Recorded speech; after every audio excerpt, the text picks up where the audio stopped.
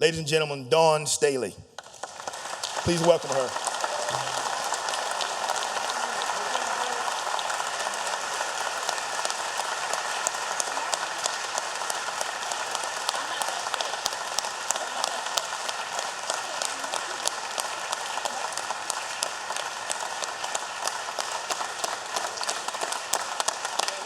Thank you. Thank you. All right.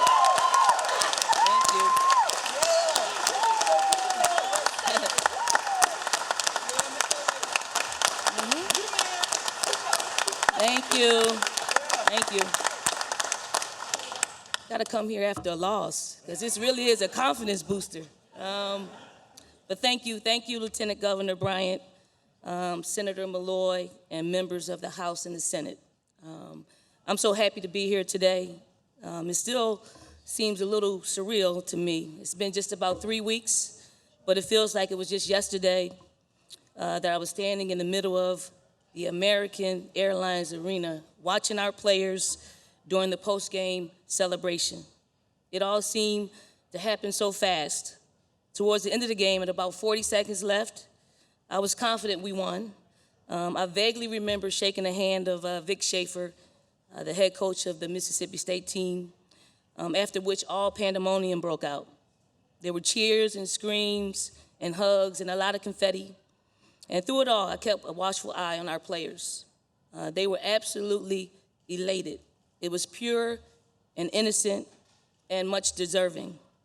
Admittedly, it's not easy playing for me or being in our program.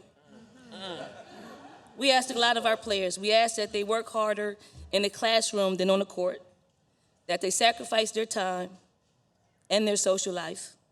We even asked them to give up their social media for the year, for the season. We asked that they make a difference in the community, that they always represent themselves and the team with dignity and respect, and they are of good character, and most of all, they always do things the right way. We don't make deals with the devil, take shortcuts, or do anything halfway. We ask that our players give 100%, and as a coaching staff, we do the same. We work hard. So although that particular victory was one that eluded me my entire playing career, in that moment, my happiness came from watching our players be rewarded for doing something the right way.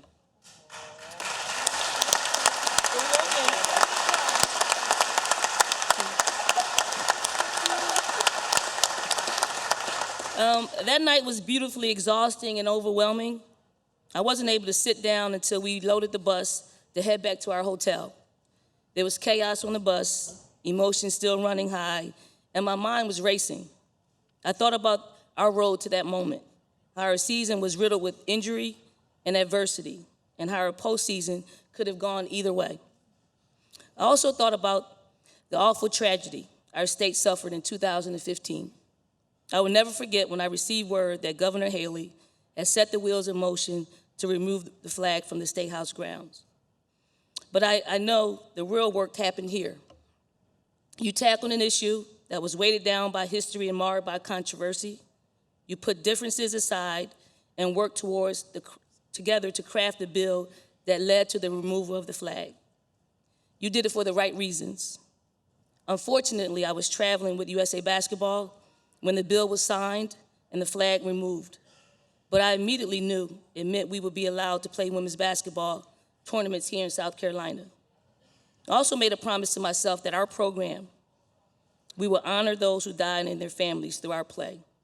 I hope we made them proud.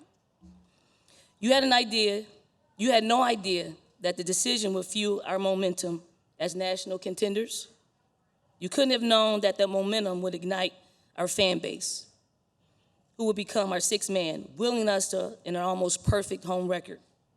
You couldn't have known that we would play and win the SEC tournament in Greenville, essentially home games. You couldn't have known that 2 years later, our fans who led the nation in attendance would pack Colonial Life Arena in the first round games, giving us an immediate 2-game advantage and strengthening our determination to move forward. You couldn't have known that we would take that momentum into California to win 2 more games. You couldn't have known that on April 2nd, from about 6 to 9 p.m., it wouldn't matter your political affiliation, race, religion, gender, or whether you were a Gamecock or a Tigers fan. The state of South Carolina will be unified and pulling for the home team. You could have not known you would become dream merchants, that you help make the dreams of our players, community, and state come true, our staff as well, that you will help us make history. Doing the right thing is always right. As hard as it is to make decisions in a world that has about a dozen platforms to publicly scrutinize that decision within seconds, holding fast to your conviction in the face of possible scrutiny is the right thing.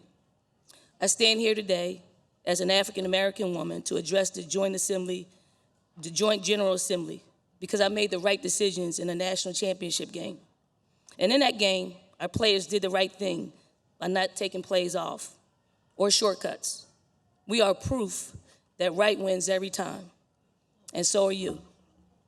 I hope my players know, as I'm sure all of you do, that we all are in service for each other, whether your particular cause, agenda, or game.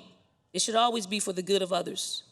Fight hard, stand strong in adversity, climb over obstacles, do the right thing, and win. But no, your victories are not yours. We're only tools to his will. The victories belong to him. To God be the glory. Thank you so very much.